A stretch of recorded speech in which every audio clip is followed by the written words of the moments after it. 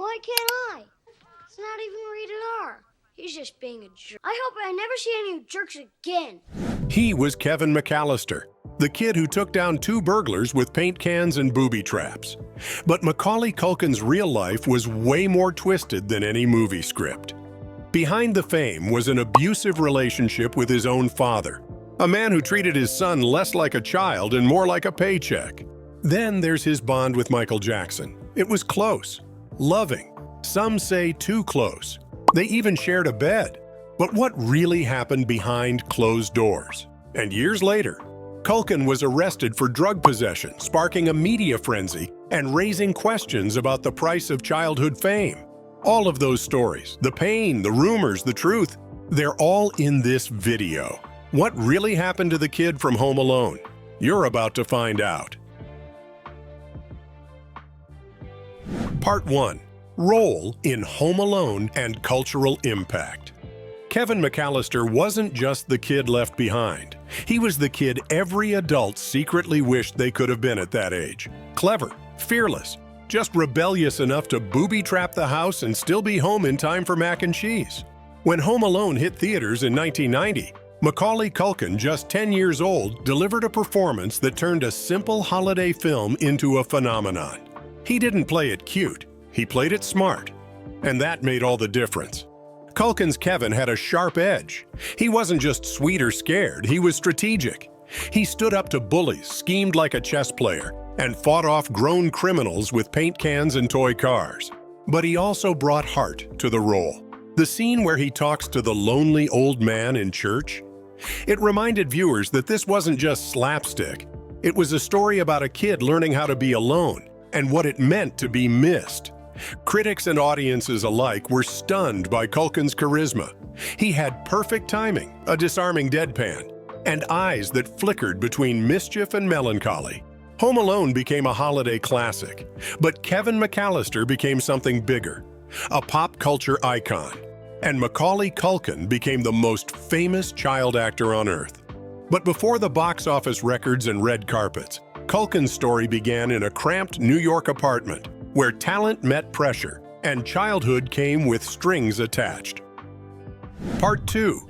Early life before Home Alone. Macaulay Carson Culkin was born on August 26, 1980 in New York City, the third of 7 children. His father, Kit Culkin, had been a stage actor. His mother, Patricia Brentrup, worked to keep the family afloat. They lived in a small apartment, crammed and chaotic, with little money but plenty of ambition, especially from Kit. Macaulay was a naturally curious child, observant, playful, and a bit withdrawn in crowds. But when he performed, something shifted. At just 4 years old, he began appearing in small theater productions, not because he begged to, but because his father pushed him toward it. Kit saw something in his son: timing, expression, the ability to hold an audience, and he pushed hard. Despite the pressure, Macaulay had something rare: stillness.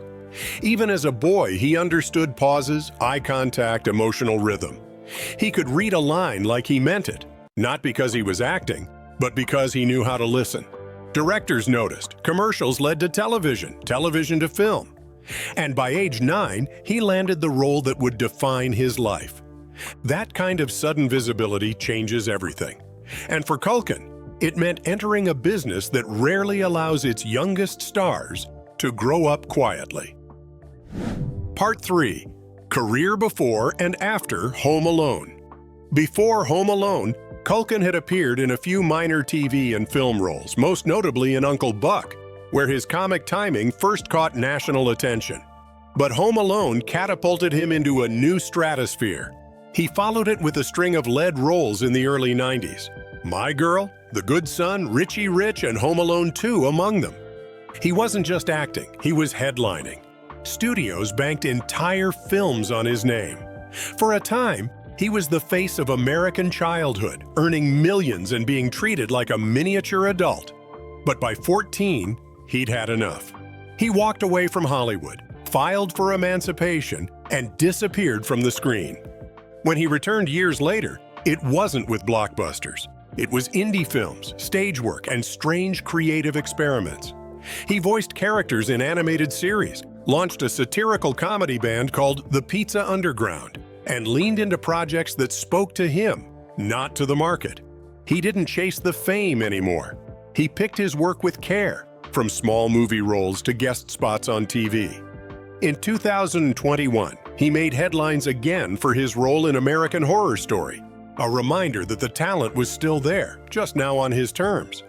But behind the shifts in career was a more complicated truth, one shaped by family strain, public scrutiny, and early trauma. Part 4. Personal life and off-screen truths. Culkin's off-screen life was far more troubled than the characters he played. His relationship with his father was at the center of it. Kit Culkin didn't just manage Macaulay's career, he controlled it. By the time Home Alone became a franchise, the pressure had turned toxic. Kit was domineering, allegedly abusive, and obsessed with power. Macaulay later described their relationship as manipulative. And when he finally gained legal independence from both parents' control over his fortune, he also cut ties with Kit for good. As a teenager, Culkin struggled to find balance. In 2004, he was arrested for possession of marijuana and 2 controlled substances.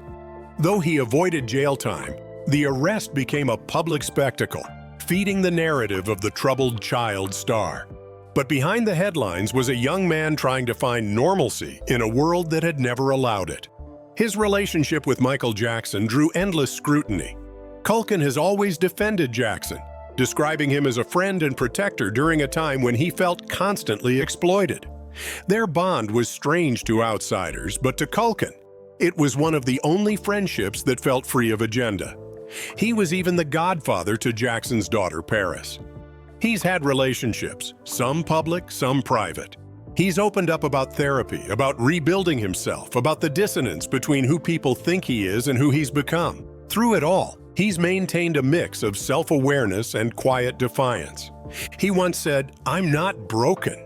I just stopped caring what anyone expected of me." And that clarity, earned, not inherited, defines him now more than any headline ever could. That clarity led him somewhere few child stars ever reach: peace, adulthood, and creative freedom. Part 5. In 2025, where is he now? At 45 years old in 2025, Macaulay Culkin is finally living life on his own terms. He's acting again, selectively, writing, producing. He remains a creative eccentric, more interested in expression than legacy. He makes rare public appearances, gives thoughtful interviews, and runs the website Bunny Ears, a satirical lifestyle brand that reflects his offbeat humor. He's in a long-term relationship with actress Brenda Song, with whom he shares a son. Fatherhood, he said, has brought unexpected peace. Not the fix-all, but something steady. And yet, he's never tried to outrun Kevin McAllister. He knows that role is tattooed into pop culture. Instead of resenting it, he's made peace with it. He'll poke fun at it, reference it, and even revisit it in sketches and ads, but always on his terms. Culkin is no longer the symbol of childhood innocence. He's something rarer, a survivor of child fame who found a way to grow up, get weird, and keep his soul intact. Kevin may have been left behind, but Macaulay found his way home. If you enjoyed this video, don't forget to hit that subscribe button and turn on the bell so you never miss an update. I'd love to hear your thoughts, so drop a comment below and let's keep the conversation going. Thanks for watching, and I'll see you in the next one.